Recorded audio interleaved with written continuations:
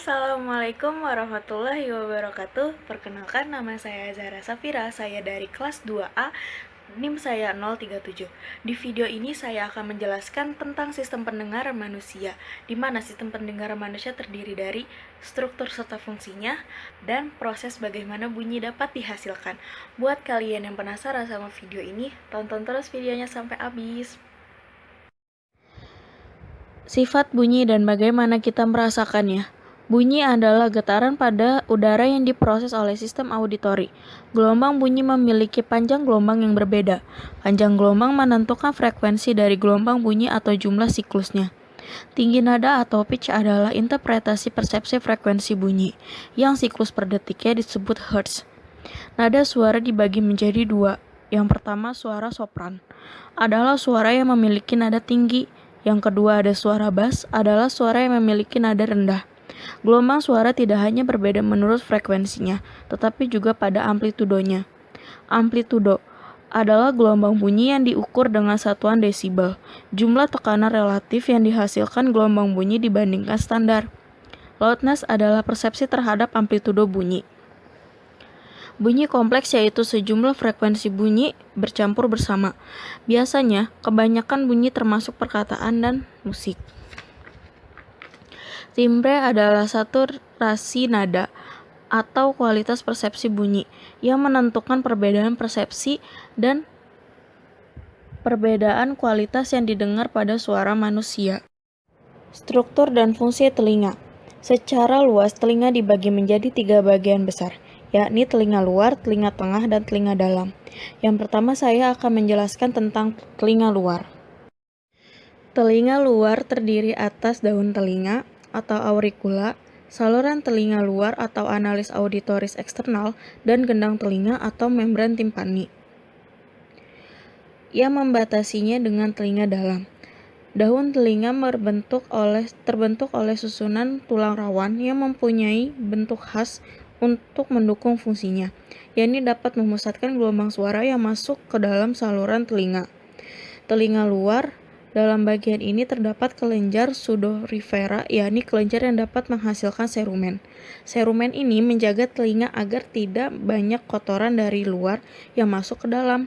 Juga dapat menghindari masuknya serangga karena mempunyai bau tidak sedap. Fungsi daun telinga menangkap getaran gelombang bunyi atau suara.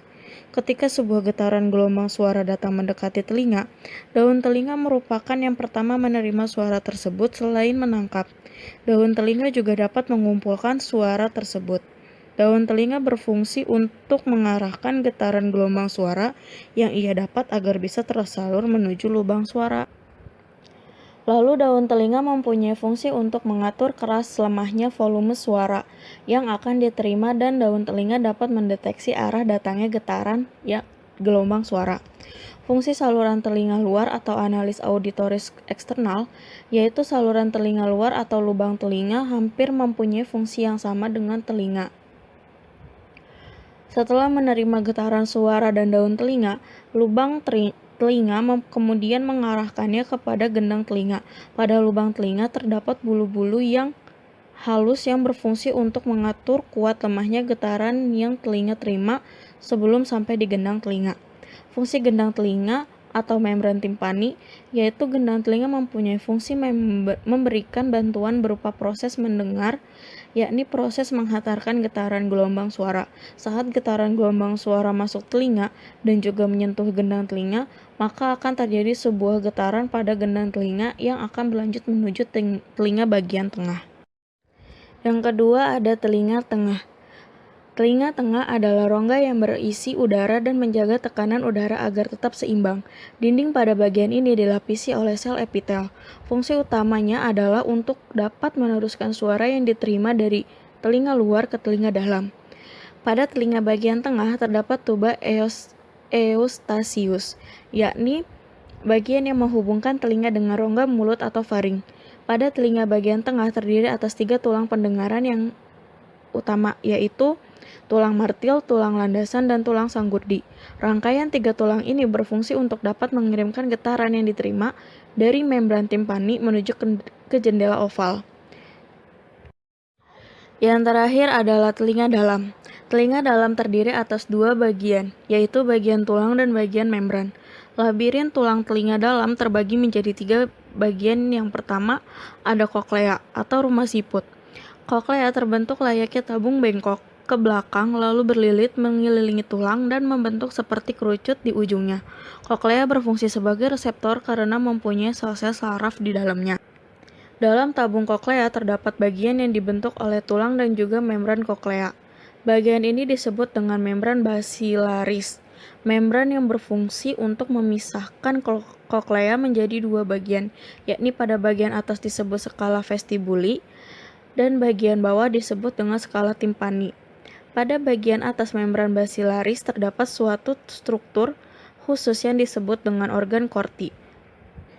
Organ korti sendiri berfungsi untuk mengubah getaran suara menjadi impuls yang ada vestibuli. Vestibuli adalah bagian yang terdiri dari sakula dan juga utricula. Sakula dan utricula disusun oleh sel rambut yang mempunyai struktur khusus. Sel rambut ini disebut dengan makula akustika. Yang terakhir ada kanalis semisirkularis atau saluran setengah lingkaran, merupakan saluran setengah lingkaran yang terdiri dari tiga saluran semisirkularis yang tersusun menjadi satu kesatuan dengan posisi yang berbeda-beda. Tiga saluran tersebut yaitu kanalis semisirkularis horizontal, kanalis semisirkularis vertikal superior, dan kanalis semisirkularis vertikal posterior. Dalam proses mendengar, yang terjadi adalah getaran gelombang suara atau bunyi menuju telinga. Setelah itu, daun telinga akan menangkap getaran gelombang suara tersebut. Kemudian, getaran gelombang suara tersebut akan menuju liang telinga atau saluran telinga, di mana getaran tersebut akan menggetarkan gendang telinga yang terhubung dengan tiga tulang, yaitu tulang martil, tulang landasan, dan tulang sanggurdi. Kemudian, tulang-tulang tersebut akan menghantarkan getaran melalui jendela oval. Lanjut ke tingkap jorong atau cairan limpe. Setelah itu, getaran suara akan disampaikan menuju rumah siput. Rumah siput akan bergetar sehingga dapat merangsang bagian ujung saraf, kemudian menuju saraf pendengaran, hingga sampai di otak, dan terjadilah sebuah proses yang dimana barulah terdengar bunyi. Fit, ya, pinjam HP dong.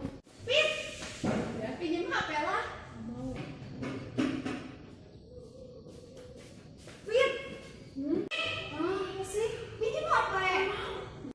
Oke, segitu saja video dari saya. Semoga kalian suka dan semoga kalian mengerti. Jangan lupa klik tombol like dan subscribe. Kalau menurut kalian video ini bermanfaat, share ke teman-teman kalian. Oke, sekian dari saya. Wassalamualaikum warahmatullahi wabarakatuh.